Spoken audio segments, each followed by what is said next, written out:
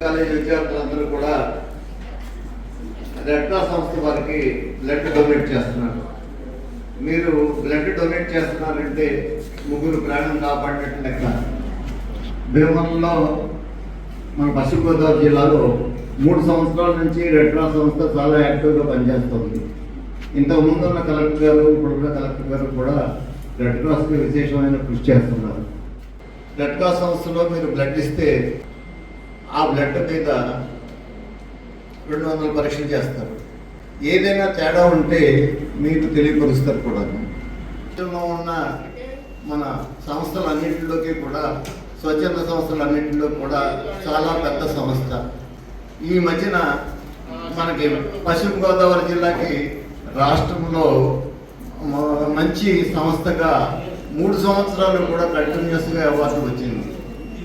ఈ మధ్యనే మన కలెక్టర్ గారు ఢిల్లీ కూడా వెళ్ళి అవార్డు తీసుకుని వచ్చారు.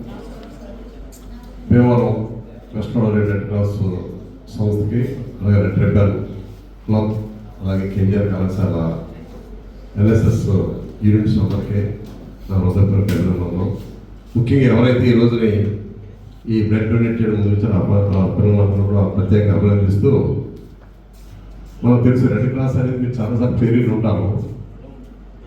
మెయిన్ మన ఇండియాలో 1920లో ఎప్పుడో రెడ్ క్రాస్ సంస్థ ఇంటర్నేషనల్ రెడ్ క్రాస్ సంస్థ తోటి ఎలినేట్ అయ్యి కలిసి ఒక సంస్థగా ఏర్పడడం జరిగింది అనుకుంటా. దీనిలో main humanitarian work. Red cross ముఖ్యంగా ఏంటంటే వాలంటరీ సర్వీస్ చేస్తుంది, న్యూట్రాలిటీ ఉంటుంది, ఇంపార్షియల్గా ఉంటుంది. మీకు తెలుసు, యుద్ధాలు చేసినప్పుడు ఎప్పుడైనా సరే ముందు ఎవరంటే రెడ్ క్రాస్ సంస్థ సభ్యులు వెళ్ళి అక్కడ వాలంటరీ సర్వీస్ చేస్తారు.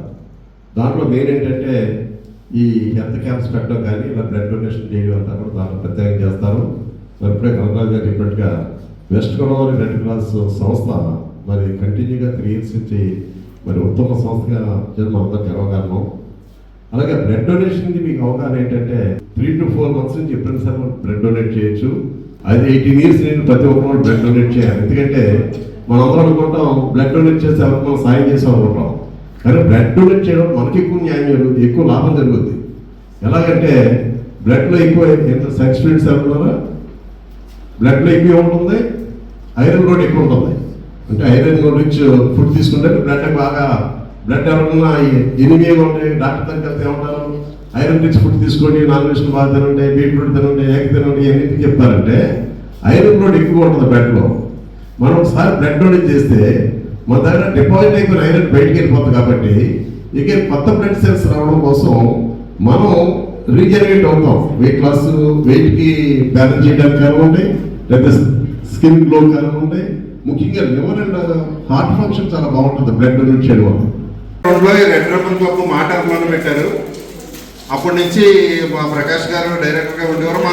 మా లెక్చరర్ చెప్పిన దాన్ని మోటివేషన్ వల్ల ఫస్ట్ మేము మీలా భయపడ్డాం.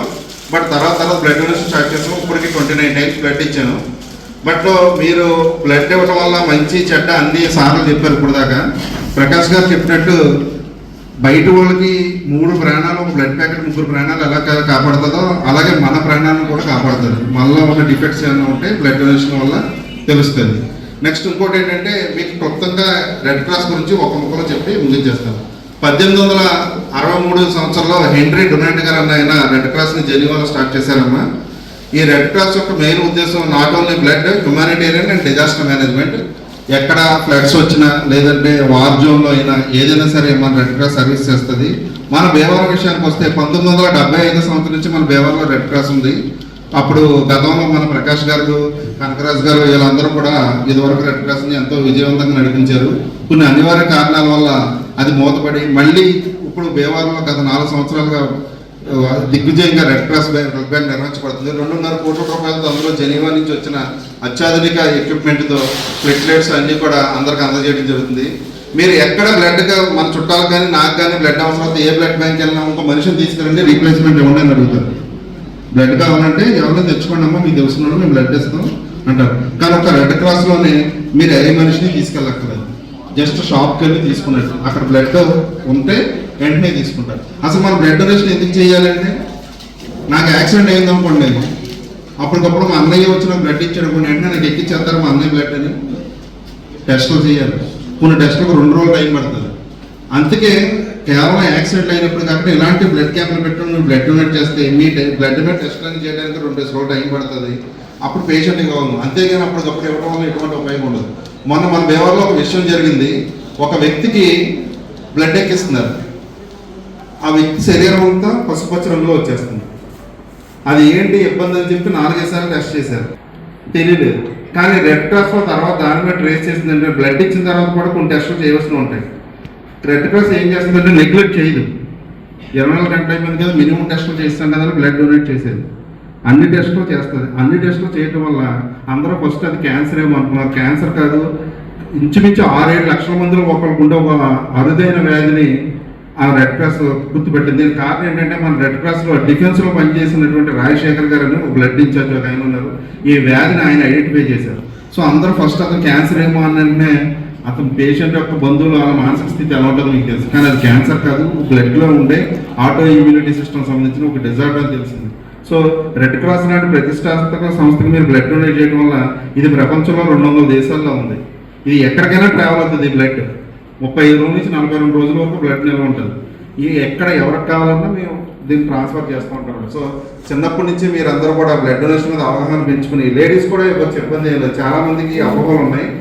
మీ హిమోగ్లోబిన్ 14.5 దాటితే లేడీస్ ఇచ్చినా కూడా ఎటువంటి ఇబ్బంది ఉండదు. సో ఇవాళ ఈ కార్యక్రమానికి సహకరించినంత వరకు కేజీఆర్ కళాశాల మేనేజ్మెంట్ వారికి, అలాగే విద్యార్థులు మీ అందరికీ కూడా ధన్యవాదాలు.